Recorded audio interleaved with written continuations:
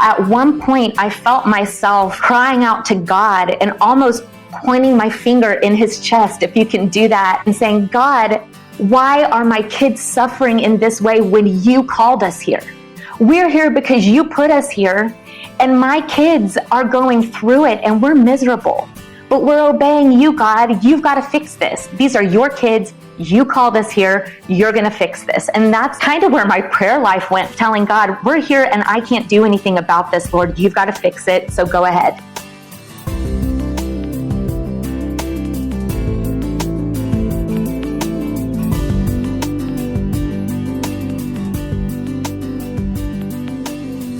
Thanks for joining us on The Glass House, a podcast hosted by Lifeway. We're having important conversations with ministry leaders and their spouses in order to reach and encourage you in the ministry right where you are.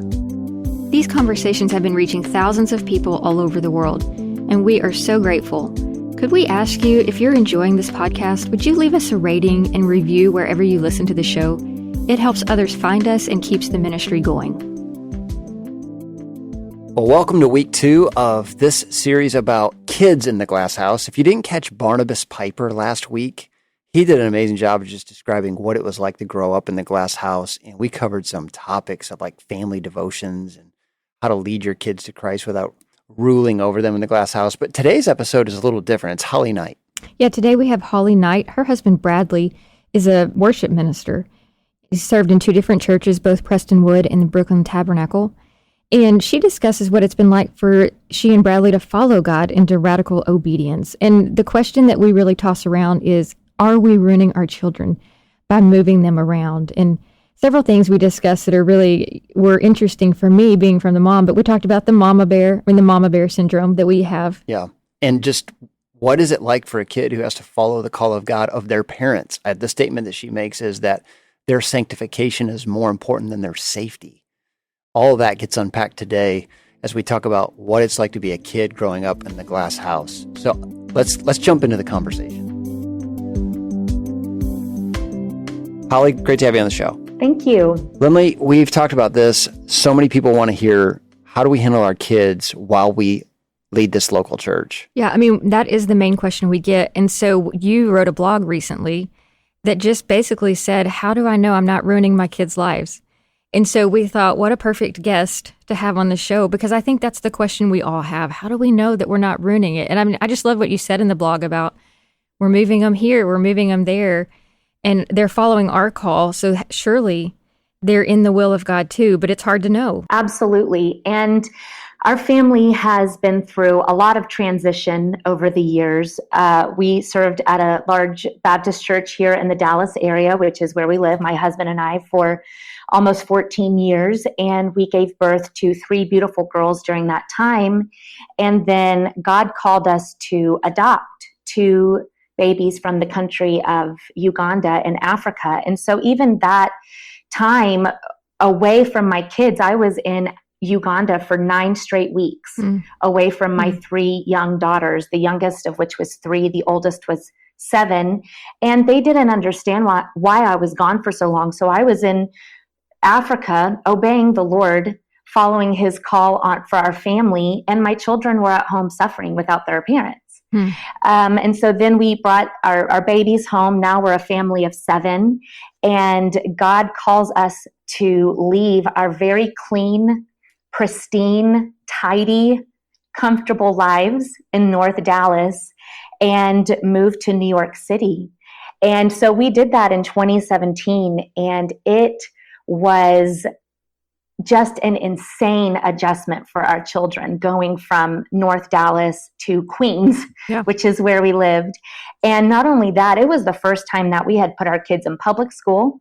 They had been in private Christian school up until this point. And so it opened up an entire new world for them. To be candid with you, my 8-year-old son came home the first week of school saying the F word because he didn't know it was a bad word. He had never heard that word, and he read it on the bathroom stall. And so he came home just saying it, not knowing it was a bad word.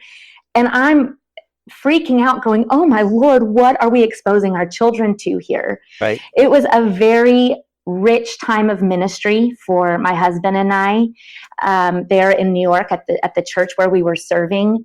But our kids went through it. They were exposed to so many things: poverty, drugs, alcoholism, homelessness, different lifestyles than they had been exposed to before. They had no clue what any of this meant. And so our beautiful kind of bubble that we lived in was burst real quick, and our kids were in the thick of it with us. Did we know that God called us there? Yes. Were we going to serve him regardless? Yes. But was it causing our children to suffer? Yes. And so that's what I struggled with for years in New York was, God, we're obeying you here. We've surrendered to the ministry. We've surrendered to your call, but it is having devastating effects on my children. And is this your plan? These were my questions. When you talk about moving kids across country, you know, it's hard to see things in the moment. Do you look back at that? Because, I mean, us moving from West Tennessee to Colorado, which is also a very secular area, and I mean, we look back when in some of that stuff that was very similar to what you're saying, different in some ways, but similar. We look back at some of our best moments when you look in hindsight, because you can see like what they were being exposed to, and we were able to kind of walk them through that in the moment versus them seeing that on their own when they go off to college and then are like, what's my worldview? And a parent's not there to work it out. Was there any goodness in like that for you guys, or was it totally different? Because I know New York, it's a very different scenario than Denver. It was, I would say, probably more good than bad, but the bad was just worse than anything we'd experienced before. But absolutely, there were positives because our children were no longer in a private Christian school, and the church that we were at was inner city Brooklyn, and we were living in Queens. And so it's not a tight church community where we were. It was, you're very much in your neighborhood, and you've got to find friends in your neighborhood because you'll see your church friends on Sunday, and that's it. So we made incredible friends, our children did, and none of them were Christians. We had Buddhist friends, Jewish friends, Catholic friends, and it was such a gift to be able to have these conversations with our children and really kind of firm up what we believed and why we believed. And it really opened the door for deeper theological discussions with our children regarding what we were being taught at church and how it's lining up with how we're living at home. And so that part really was a gift. The diversity of where we were was an absolute gift. Getting to know immigrants and people that are from different countries than us. Obviously, I have 2 immigrants in my home, so that's not different for us. But just getting to see the world on a more broad scope and see people through the eyes of Christ, I think that really gave us the opportunity for that. But there really was some bad that came along with that. Our oldest daughter started questioning everything. The friends that she made were atheist or part of different belief systems that didn't ascribe to Christianity and didn't adhere to the gospel whatsoever. And she began questioning everything and really went into a dark place, so much so that at one point I felt myself crying out to God and almost pointing my finger in his chest, if you can do that spiritually, and saying, God, why are my kids suffering in this way when you called us here? We're here because you put us here, and my kids are going through it and we're miserable, but we're obeying you, God. You've got to fix this. These are your kids. You called us here. You're going to fix this. And that's kind of where my prayer life went for a little bit, was just telling God, we're here and I can't do anything about this, Lord. You've got to fix it. So go ahead. And it wasn't sweet. It wasn't a sweet prayer. It was me crying out to God in anger and frustration and questioning where he had brought us. And, you know, social media is a gift and it can be a curse, because while we're up in grimy, dirty New York City, I'm seeing all of my friends back here in North Dallas with their kids going to school in their clean uniforms and their, friends. They're going to church together and freedom weekends together and doing all of these church activities that my children no longer had access to. And so that was a really dark time for me as a mom, seeing what my kids were missing out on because we followed the Lord to a dark city. One of the emotions, Holly, that we've learned through counseling is the power of shame. Shame tells us that we should have known better, or we should have thought that through. When I'm hearing you talk, I hear a battle I think you went through of, I should not have brought my kids here. And so when my kids start to have a hard time, I think it's not just their problem now, it becomes my problem because I'm the one responsible for bringing this pain into their lives. Like, is that kind of the journey for you? That's exactly it. And every big move that we've made, adopting kids from Africa, moving to New York City, we just recently moved back to Dallas during the COVID pandemic. Every big move that we've made, the question that I have every time is, God, is this your plan for my kids too? Because they didn't sign up for this. They had no say in the matter. They have no say in us adopting children or moving them across the country or moving back. They don't get to tell us what to do. We're listening to the Lord. And so that's really what I struggle with is I am inflicting, it feels like, pain on my children through my obedience to the Lord, and they have no say in it. Well, and calling is so subjective. I mean, when you get into a situation and it's hard, you can't help but wonder, okay, was I really called? Right. Was I just having like a moment of inspiration and got ahead of the Lord? I think when we get into the pain of it, we doubt the past of maybe I wasn't called. And that only makes things worse in terms of, gosh, I'm called to lead this church now, and I'm inwardly questioning whether I should even be at this church because my kids are struggling. That's a mess emotionally. And there's not a whole lot you can do. There's no, in the moment, it doesn't feel like there's a quick fix. Right. Well, and I have a question from the mom, the pastor's wife perspective. I mean, likely you moved there for Bradley's job. Correct. And then we feel an extra burden for our children. I think that dads don't feel. And so when you get there and you guys are starting to process some of these struggles, does it take a toll on your marriage? I mean, were you just kind of like, man, or did it draw you together where you just said, we know we were called here and so we can do this? Good question, because it can go either way. It really can.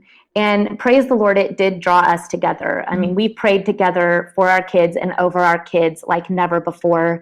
And that's kind of even sad to say that it took our children really struggling in the area where we were called to really go into an intense season of prayer for them. But that's what happened. It really brought us together to pray over our kids, to be more intentional with our kids, to enter into harder, more difficult conversations with our children on a daily basis. And really, we almost drew a little bit insular as a family because we were exposed to so much there. So we really kind of gathered the chicks in tight for those years that we were there, and I think we became stronger as a family because of it.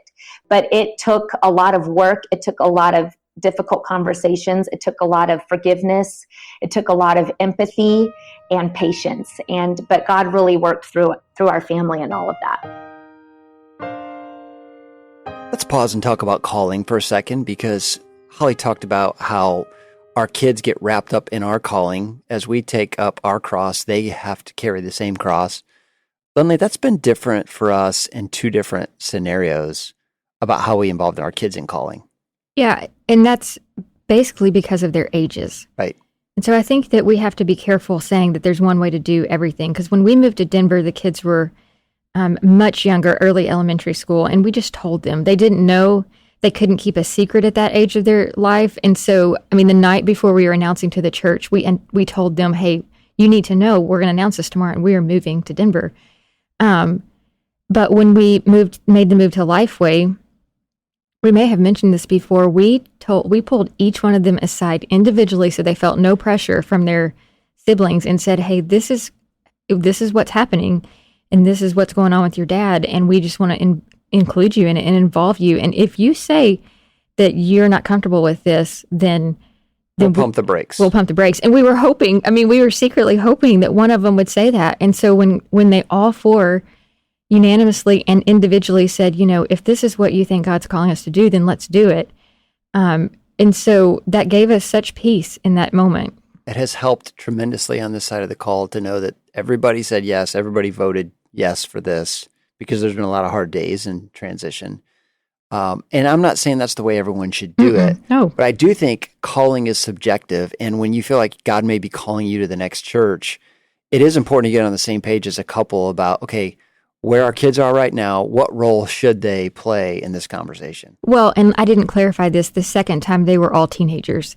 And we needed them to understand that, hey, this is going to be hard. And if you're moving between 9th and 10th grade, there's going to be a lot of hard things that come with that. And so let's talk about this and let's have realistic expectations of when we do this and when there are hard days, do we go back to this moment where we say we feel called or not? Because later in life, they're going to be asked the question, what were some of the biggest changes that you endured in your life as a child? And major transition will be on the top of the list. Mm-hmm. We moved to another city. My dad took another job, and I had to meet all new friends. Mm-hmm. Those are major moments for the whole family. And I think Holly did a good job of explaining that obedience that God calls us to is also the obedience that he will call the kids to. Mm-hmm. So it's got to be handled delicately. I continue to say that 1 Timothy 3 is one of the most difficult passages for pastoral families when it says that we who lead the church must manage our own households well. I think the intention of that passage is to look for somebody to lead the church who is a committed family leader as well, not just somebody who has a public life but not a private life. However, I think what happens inside pastoral ministry is we use that as condemnation. Our family doesn't have our act together. Should we even be doing this? Are we qualified for ministry if we have a kid who is doubting the very faith that I'm preaching on Sunday? Can you talk a little bit about that in your journey, Holly, of how you guys worked through that when your family was coming apart and yet you were called to lead a church? Well, I love that sounds like a very male perspective. That Give it to me. So for me, the rub is not putting the pressure of the ministry onto my kids as I'm parenting them. So, for instance, I grew up as a pastor's daughter, a worship pastor's daughter, and he said quite often, just always remember how you present yourself at church and how you behave at church is a direct reflection on me. Ooh. And that was told to us on a regular basis. And I thrived in that. I lived up to that. Okay, great. Give me a bar, set it high, and I'm gonna achieve it. But for my kids, I wanted to do the exact opposite.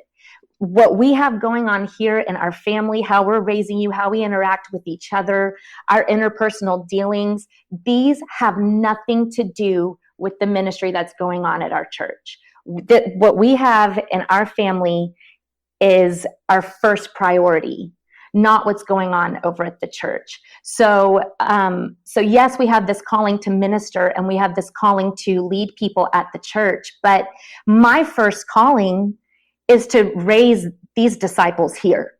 And so when you ask the question, Ben, about, how can you lead over at a church when things are falling apart at home? My question is the opposite. How can I lead well at home when I've got jobs over at the church? I've got to focus on what's happening with me and my family, my disciples that I'm raising first, and not put the pressure of what's happening at the church on my children. Interesting distinction. Do you have siblings? Yes. So when you said that what your dad said to us is a direct reflection and that you thrived in it, the same family can have children just go so many different directions. Did you have siblings that maybe they really struggled with that, felt a lot of pressure from that statement? No, I don't think we knew any different.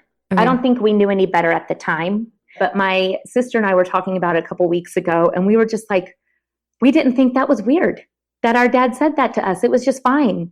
And looking back, I'm just sitting here going, I cannot imagine putting the pressures of church and what the people at church, how they view us. I cannot imagine putting those pressures on my children. Mm-hmm. Where do you think our listeners are in this conversation? They probably clicked on this because it's a pain point for them, raising kids. Like, what are you hearing from ministry families about the challenges of raising kids? So I have received a lot of feedback from my blog. And I would say that this is, for parents who are in ministry, this is the number one concern that they have. Is what I'm doing here ruining my children's lives?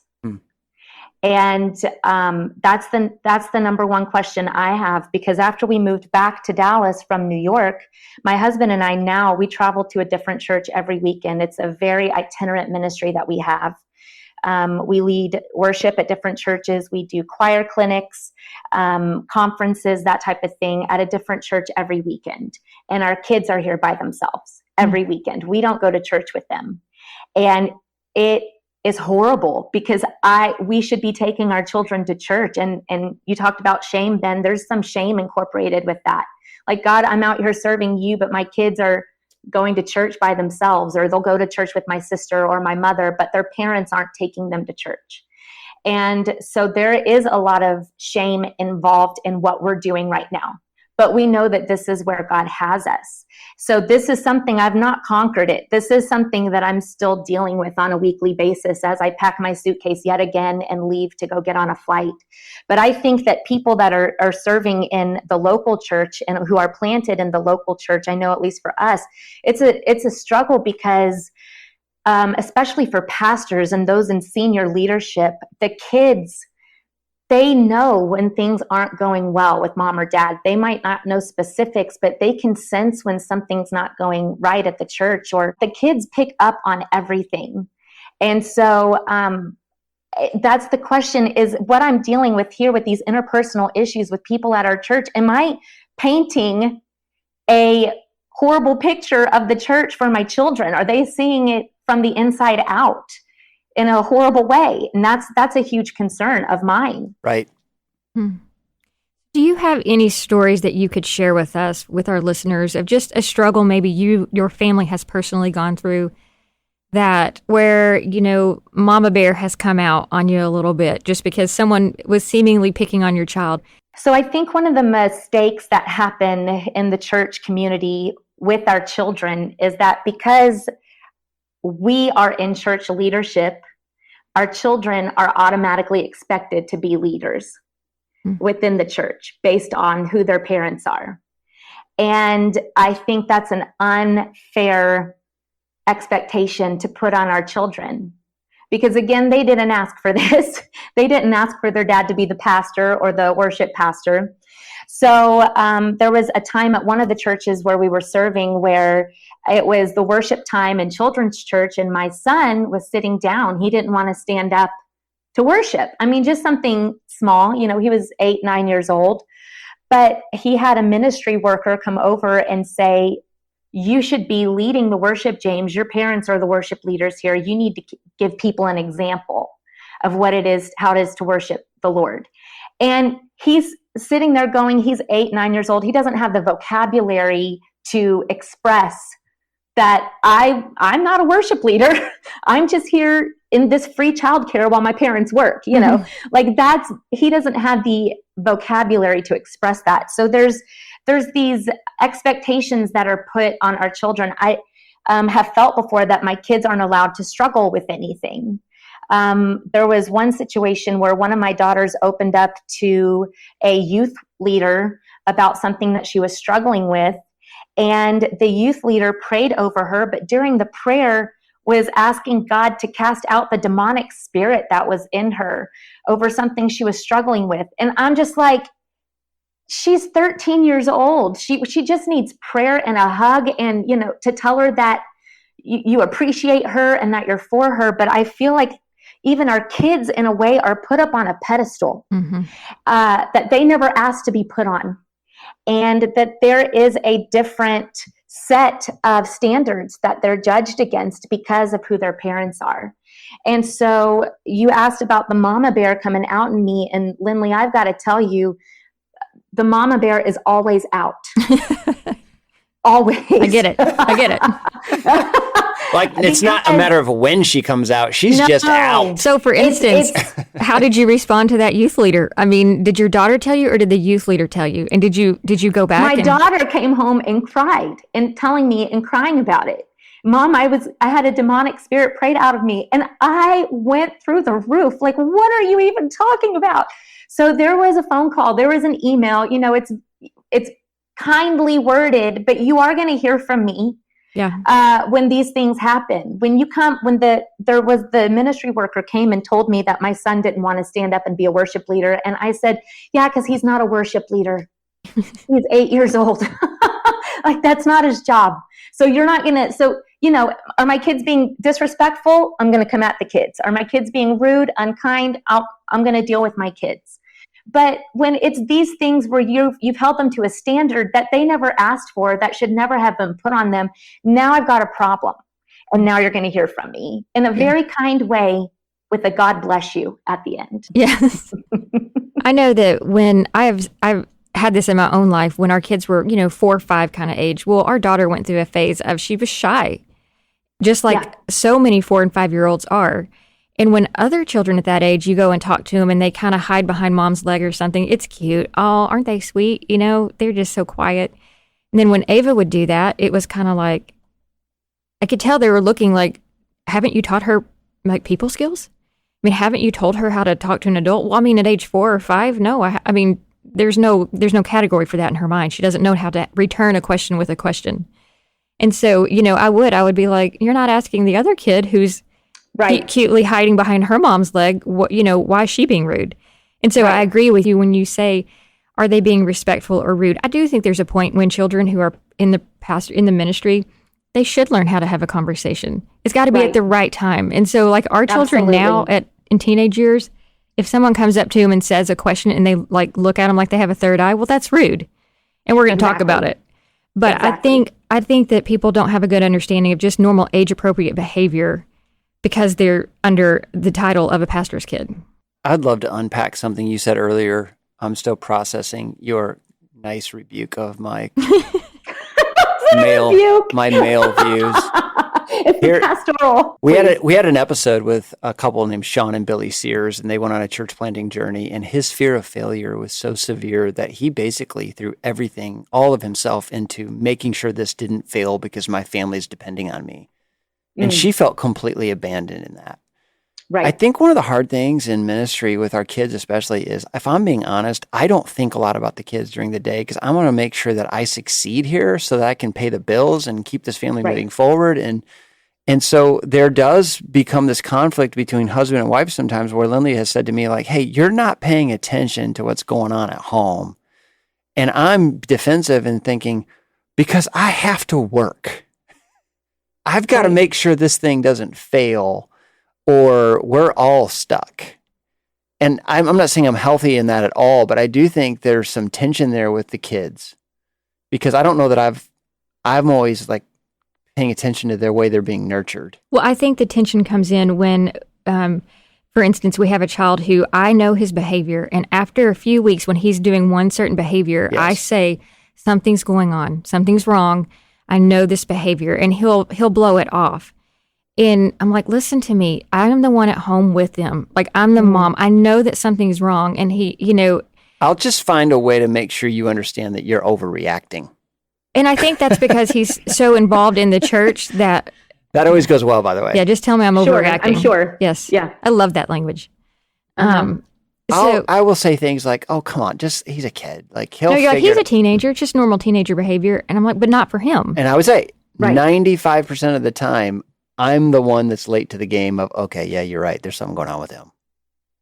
And so I do think it's hard in ministry because there's so much expectations at church to be a certain way for the people, and you can lose track of your kids pretty quick. And the wife is normally the one that's in tune and saying, "Hey, babe, something's wrong here. Yes. We need to get a handle on this."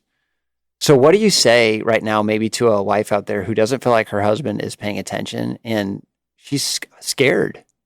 Like, what do you do? Well, I mean, obviously there has to be a level of very open and direct and vulnerable communication there between the husband and the wife. I'm very blessed that my husband and I have we're always on the same team in that regard. But my personal view of how I raise my children, as opposed to how people view how I'm raising my children, I am always going to do what's best for my child before I consider how it looks or how it's viewed or what people are going to think or how people are going to talk about it. And I know that's easier said than done. We live in a glass house. Literally everyone is watching us. Everyone is expecting our children to behave a certain way, to live up to a certain standard. And it has been a lot of work for me to completely shed that expectation from my life and focus on these 5 human beings in my house, what is best for them, and completely disregard anybody else's view. My saying is there's 7 people under our roof and that's it. Mm-hmm. 7 people. That's who I'm accountable to. For the wife that might be struggling with this, we have such an intuition as mothers, and we know exactly what our kids need. We know, we can feel what they're feeling at times, and it really is going to take the sweet spot in parenting is when you've got mom and dad on the same page working together as a team. So that's just going to take open communication and vulnerability. And I think that's where the rub is. There have been times when, Lindley, you've tried to get my attention, and I'm clueless. I have no idea what you're talking about. And I think you've just been with the kids all day. You need a break. And you're like, no, I don't need a break. I need you to listen. Mm-hmm.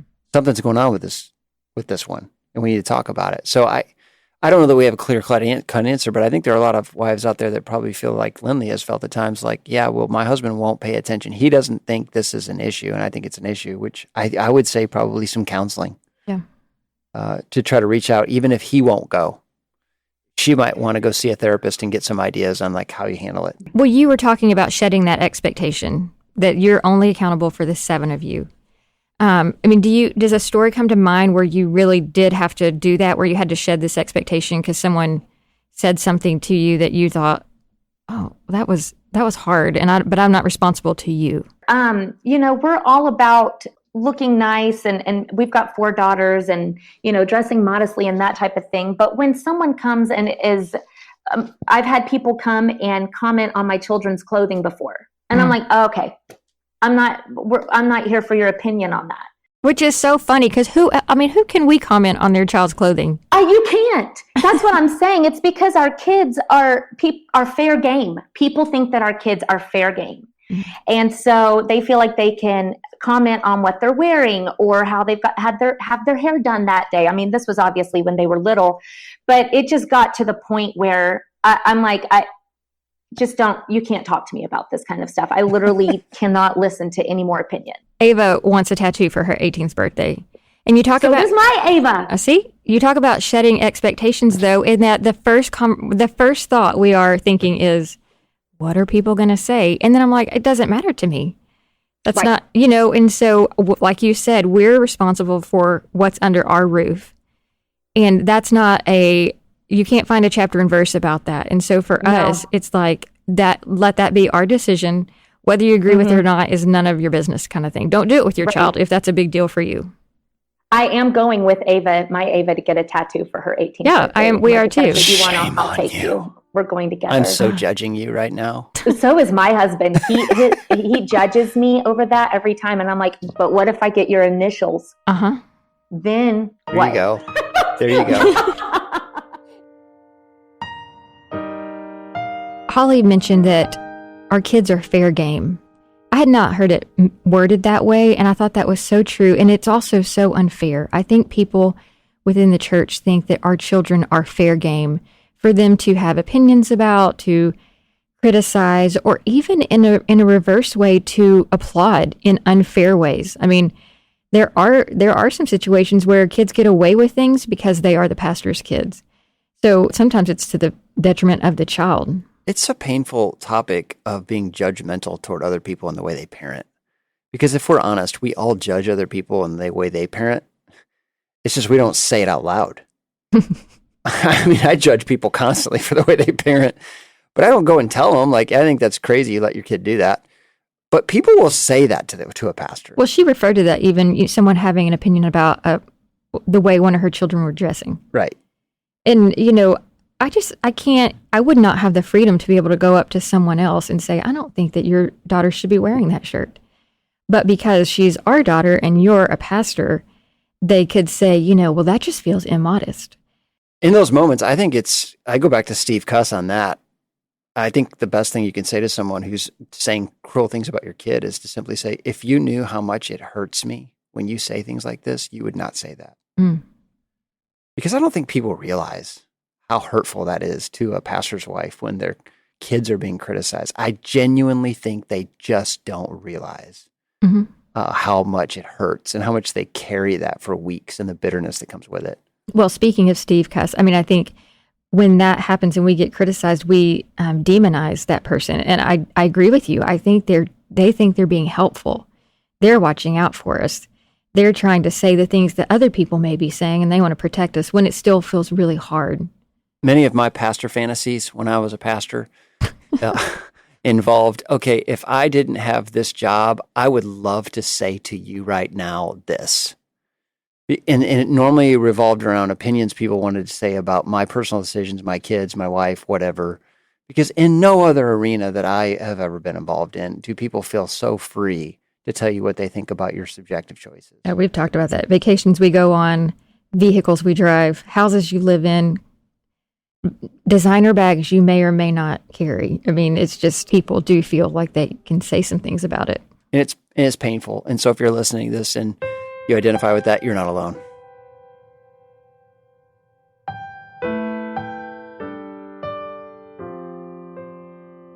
In your blog, you were talking about just your adoption story and just said, why do people love to share the horror stories with those who are right in the thick of it? And so I think one thing that gets underplayed is that there are millions and millions of preacher kids who turn out to be wonderful adults. But what we focus on is the tiny percentage of kids who, because of their own free will, make their own decisions. So I think I would love to hear a positive story. Something that you've seen really positive of being in the ministry with your kids, some way that you've seen it shape their heart. Just because I do want to give hope to parents out there with little ones that, hey, just because you hear it's all terrible and all bad, it's really not. There is some good stuff. So we've had some really great moments with our kids in the ministry and some things that they've experienced. One of my favorite stories is my son, when we were at school in New York City. It was an inner city school, and he came home one day with a note from the teacher saying that he was sharing his faith in his classroom and he needs to not do that again. And so I asked him what he was saying, and he said, well, I've got a friend who was a different faith, and he said, I was telling him that he's wrong, that Jesus is the only way to heaven, and you can only get to heaven by trusting in Jesus, and you can have eternal life through Jesus Christ. And so he was being very direct and very black and white with it, and his teacher kindly sent a note home saying he does not need to be telling kids that they're wrong about their faith anymore.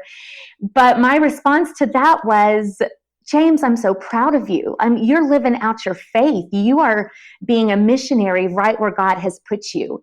And I believe that that's what our kids can do during these times. They are the light of the world, even at the age of 8 and 9, if they have Jesus in their heart. And so he was able to share his faith with his friends at school. And I told him, I said, you can keep sharing your faith, buddy. Even if your teacher sends 20 notes home telling you not to, it's all right. You show people the love of Jesus and you tell them about Jesus. And so that's one of the things that I've really appreciated about the journey that God has had us on, is that it's given our children even the opportunity to join into ministry in their own way and to share the love of God in their own way, in their own path. And so that's something that we're very grateful for. Mm-hmm. Holly, we've been talking about just the sovereignty of God in calling. He assigns us. He tells us to go. And he's also sovereign over our kids' lives. So what are a few things you've learned about God's sovereignty and how he's working behind the scenes? I have learned that Romans 8:28 is not just hyperbole. And it's not just for adults. It's for our children as well, that all things really do work together for our kids' good, because they are called according to God's purposes, just as we are. And I have wrestled with the Lord with this for years, because God has called us to do some crazy things that have had some really big effects on our children. And some of the things that I've wrestled with, God has just been so gracious and so patient with me, and all of my crying and all of my shouting at him over my children. He's been so patient with me. And one of the things that I have learned is that God's calling on us as parents, it's not necessarily his specific calling on our children's lives, but it is his calling over them right now. His plan for our lives as their parents is also his plan for their lives as children. His protection over us as parents is his protection over our kids. His anointing over us is also his anointing over our kids. His grace for us parents is also his grace for us kids. So everything that he gives us and strengthens us with day to day as we complete our assignment and our mission for him, it's a covering over our children. And there's a verse that God gave me while we were living in New York that just became life and breath to me. And I found it in Isaiah chapter 40, verse 11. And it says, he will feed his flock like a shepherd. He will carry the lambs in his arms, holding them close to his heart, and he will gently lead those that are with their young. Or some translations say the mothers that are with their young. And this verse, I might get it tattooed on my body somewhere, because I just need to know the reminder of it. It's so important that God is feeding us. We're not responsible for providing everything that our kids need. It's God who is providing for us. He is carrying the lambs in his arms as we follow him. So that's telling me that God is carrying our children as we follow him. I'm not strong enough to carry my children through this ministry life that we're dedicated to. I'm not strong enough to carry them through this. I was never made to be strong enough to carry them. And there's 5 of them. That's a lot of carrying around. You guys have 4 kids. That's a big weight. And I was never meant to carry my kids through this ministry and to be everything for them. And he gently leads us as we're following him. He gently leads those that are with their young. So it just gives me such a picture of the tender heart of God towards us who are serving him but have children. He's so gentle with us. He's so tender with us. And he knows that we're struggling because we're obeying him. We're not doing bad things. We're doing good kingdom work, but our kids are suffering. And I think he has such a tender heart towards that, and for our kids and for us as moms and dads. And so that's one of the things that he's really impressed on my heart is, Holly, I'm carrying your kids. I am the one who's leading you. I am the one who's providing for you. And I am the one that's holding your children. And so that tells me that I'm free to serve him, that it might take my kids to some dangerous places, but I'm more concerned with my kids' sanctification than I am with their safety at this point. That's what I've learned. Because you cannot walk this Christian road, this Christian life, this ministry life, and keep your kids safe. You can't do both because it is costly to follow Jesus. It's costly. We take up our cross and follow him. Guess who's following us as we take up our crosses? Our kids. They're going to see it. And so what I have learned and what I've discovered through my journey of keeping these kids close to us through ministry is that they are getting a front row seat to the glory of God in our lives. They are getting a front row seat to provision, to grace, to forgiveness, to struggle. How do we struggle well? How do we handle conflict well? My kids are getting a front row seat to that. And this is going to be part of their story. This is going to be part of their testimony that they followed us wherever God led us. And this is going to be what God uses redemptively in their lives to show his glory through their lives individually. In every episode, there's a statement that's just like, wow. When she said sanctification is more important than their safety, I did a stop and, hey, let's evaluate that statement. I am more concerned with their sanctification than their safety in regards to moving them away. And I think that is such a value for us that we don't talk enough about. But man, I mean, the way our kids can grow over their safety. I mean, if they are of the Lord's, then we have to believe that whatever happens in their life is of the Lord's will. And if it's hard, if it's in a place like New York City, like she's saying, I just have to believe that the Lord's going to use that time to grow them versus protecting them. I think we protect our children too much in all of their aspects, and we don't want to put them in dangerous positions. Well, when you think about risk, there's a greater risk in letting them live in their comfort zone through their entire childhood, because they're going to get out of the house and not get to live in that comfort zone. So part of following the Lord is putting myself in situations that feel dangerous. Mm-hmm. This feels risky. So the more we've been able to do that with our kids and walk with them through uncertainty, I think it's equipped them than those moments where they were just happy to be in their little zone where everything's comfortable and safe and knowing what their surroundings are. Mm-hmm. So I appreciate the way she said that.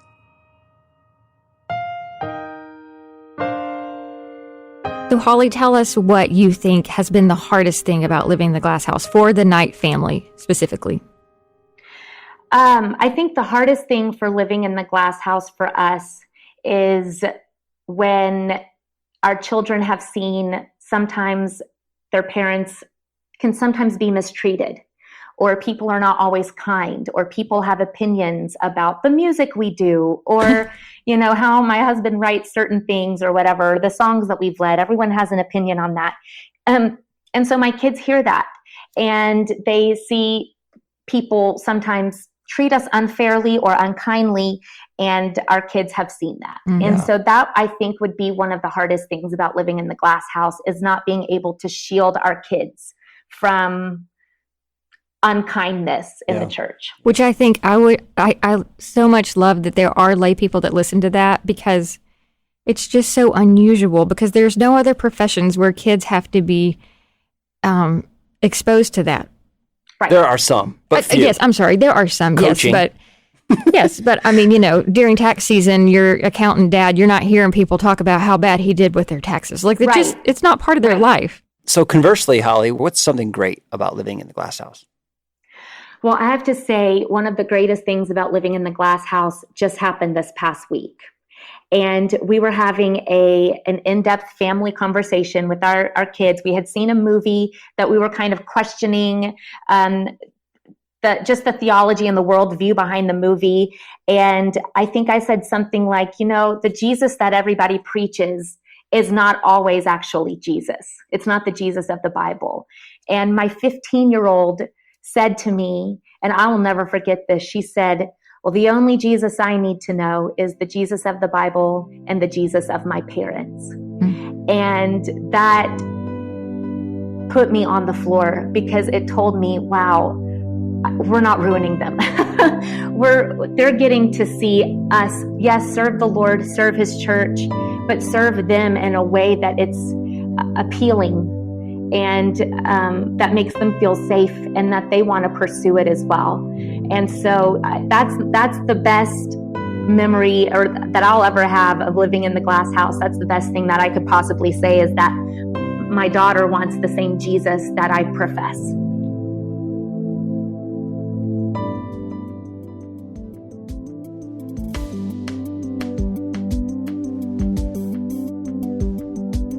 Thank you so much for listening. If you're enjoying the podcast, would you consider leaving us a rating or a review wherever you listen to the show? It gives us insight into what you like, and it helps others find the show as well. The Glass House is hosted by Lifeway, produced and edited by Angie Elkins Media, original music by Robert Elkins, sound engineering by Dale Sandberg, and artwork by Cameron Spooner.